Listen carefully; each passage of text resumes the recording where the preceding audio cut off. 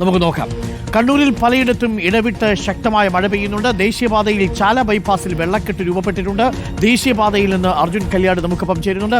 Arjun Kalliad, very good morning. കണ്ണൂരിൽ എങ്ങനെ പുരോഗമിക്കുന്നു മഴ?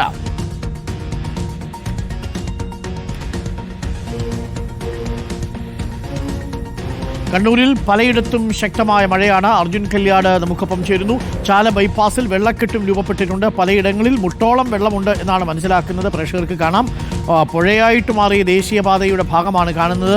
അർജുൻ കല്യാട്, ഈ ദേശീയപാതയിൽ കയറി വെള്ളമൊന്നും ഇറങ്ങിപ്പോകുന്നതിനുള്ള സംവിധാനമൊന്നും ഇല്ലേ?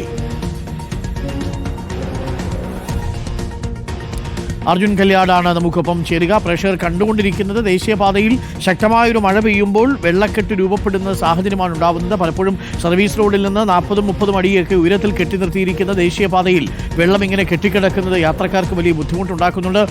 അർജുൻ, കേൾക്കാമെങ്കിൽ ഈ ദേശീയപാതയിൽ കെട്ടിക്കിടക്കുന്ന വെള്ളത്തിന് താഴെ പോകാനുള്ള വഴിയൊന്നുമില്ലേ?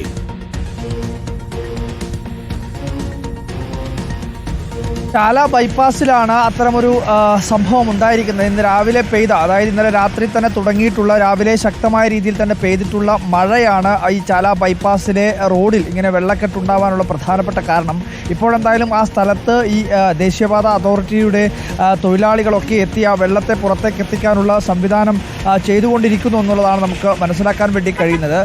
അതായത് ഈ റോഡിൽ നിന്നും, അതായത് ബൈപ്പാസ് റോഡിൽ നിന്നും വെള്ളം പുറത്തേക്ക് പോകാനുള്ള ആ ചാല് മറ്റ് സാധന സാമഗ്രികളൊക്കെ വന്ന് മൂടിയതാണ് അത്തരത്തിലുള്ള ഒരു വെള്ളക്കെട്ട് ഉണ്ടാവാനുള്ള കാരണം എന്നുള്ളതാണ് അതിൻ്റെ ഉദ്യോഗസ്ഥർ പറയുന്നത്. നമ്മളിപ്പോൾ നിൽക്കുന്നത് ചാല ബൈപ്പാസിനോട് ചേർന്ന് തന്നെയുള്ള മറ്റൊരു സ്ഥലത്താണ്. ഇന്നലെ കൂരിയാട് ഉണ്ടായതിൻ്റെ, അല്ലെങ്കിൽ അതിൻ്റെ ഒരു ചെറിയ ഒരു രീതിയിലുള്ള ഒരു സംഭവമാണ് നമ്മളിപ്പോൾ ഈ ദൃശ്യങ്ങളിൽ കാണുന്നത്. അതായത് ഈ ദേശീയപാത നിർമ്മാണത്തിനിടയിൽ സ്ഥാപിച്ചിട്ടുള്ള ഈ കോൺക്രീറ്റ് ഭിത്തികൾ ഇന്നലെ പെയ്ത മഴയുടെ ഭാഗമായി തന്നെ ഈ റോഡിലേക്ക് വീഴുകയായിരുന്നു. ഇപ്പോഴെന്തായാലും ഈ കോൺക്രീറ്റ് ഭിത്തികളെല്ലാം തന്നെ ഇവിടെ നിന്നും മാറ്റിയിട്ടുണ്ട്. ഒരു ഭാഗത്തെ ഭിത്തി അങ്ങനെ തന്നെ ഇടിഞ്ഞ് റോഡിലേക്ക് വീഴുകയായിരുന്നു. ആർക്കും തന്നെ മറ്റ് അപകടങ്ങളോ പ്രശ്നങ്ങളോ ഒന്നും തന്നെ ഉണ്ടായിട്ടില്ല. ഈ ദൃശ്യങ്ങൾ നമുക്ക് കാണാൻ വേണ്ടി കഴിയും.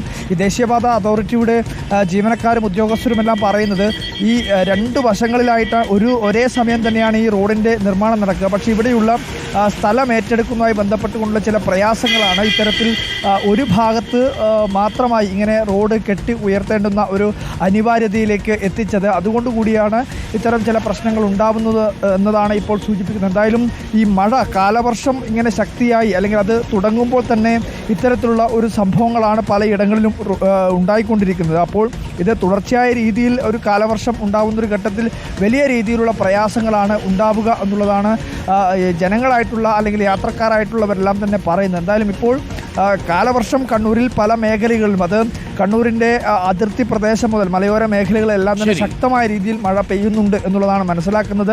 ഇന്നലെ രാത്രിയിൽ തന്നെ പല മേഖലയിലും മഴ പെയ്തിരുന്നു. ചെറുപുഴ, ആലക്കോട്, നടുവിൽ, പയ്യാവൂർ, ചന്ദനക്കാമ്പാറ, കുടിയാമല, അങ്ങനെ തുടങ്ങി പേരാവൂർ, ഇരിട്ടി, കൊട്ടിയൂർ തുടങ്ങിയിട്ടുള്ള മേഖലകളിലെല്ലാം ഇടവിട്ട് ശക്തമായ രീതിയിലുള്ള മഴ പെയ്യുന്നു എന്ന് തന്നെയാണ് നമ്മൾ മനസ്സിലാക്കുന്നത്. ഇന്നലെ രാത്രി മുതൽ തന്നെ ശക്തമായ മഴ പലയിടങ്ങളിലും ഉണ്ടായിട്ടുമുണ്ട്. Doctor, okay, thank U.